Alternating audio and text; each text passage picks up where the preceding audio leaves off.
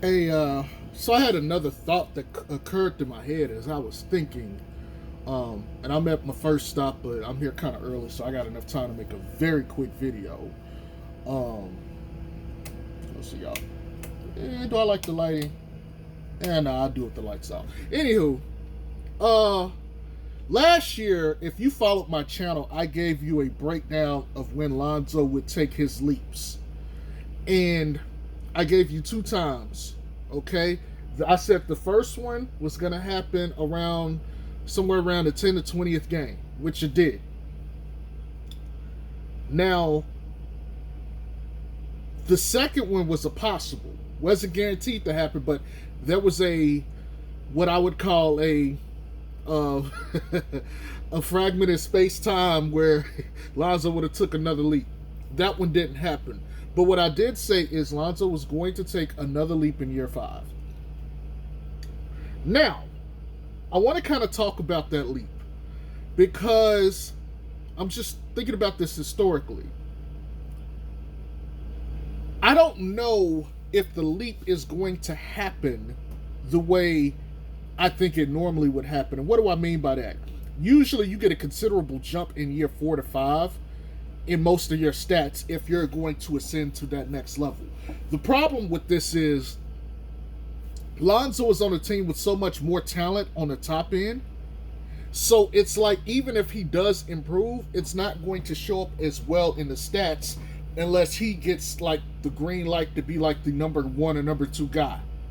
None of us are going to say that at all is going to happen. But what would that look like? Again, let me preface this by saying I don't think this is going to happen. But there's like a range here. On the highest end, we're talking something like 23-7. Again, I truly do not believe that's going to happen. I think there's way too much high-end talent to where he's going to get the shots and things necessary to, assert himself in that way unless some injuries happen. On the lower end, we're talking like 17-8-ish kind of jump. Now, what's significant about this? Okay, on the highest end, which, like I said, I really don't think is going to happen, he's putting up all-star level numbers. Okay, clear all-star, good percentages as far as efficiency. I think, again, that's on the higher level. I don't think he will reach that. I don't think he was going to have the opportunity to because I don't think he's going to get the requisite number of touches and the usage rate for it.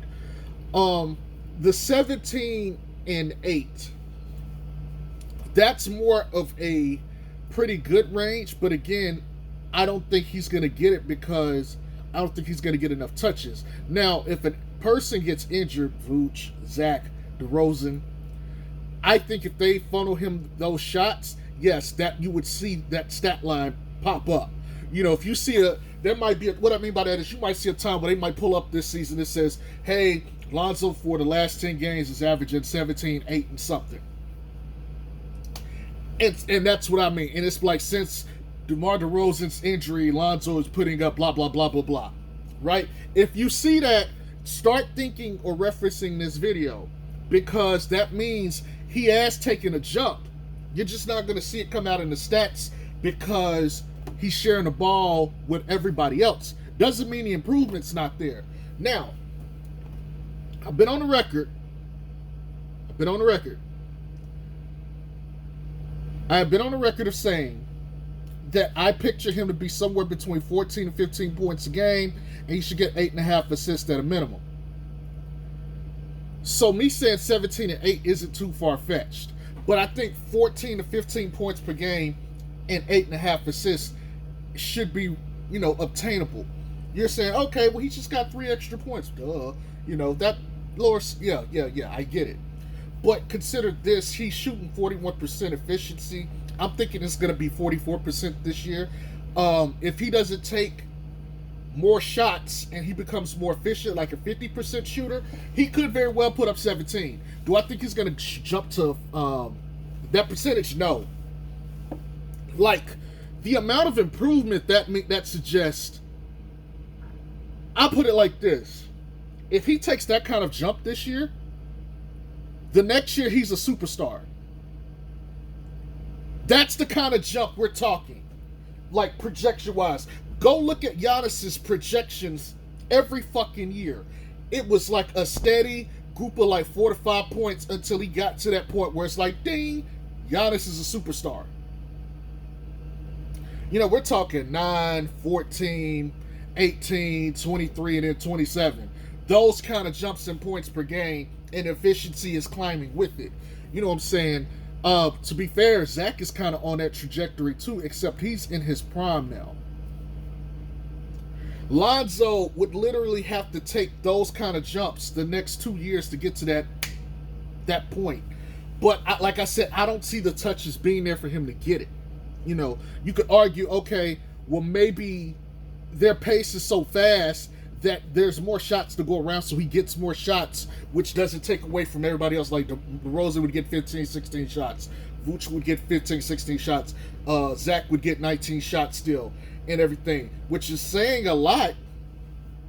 But I've always thought he would be around 13 to 14 shots a game this year, which is about what he had. He had 13 last year, if I'm not mistaken. Yeah, I think he had 13 shots per game. So that would be about right. Okay.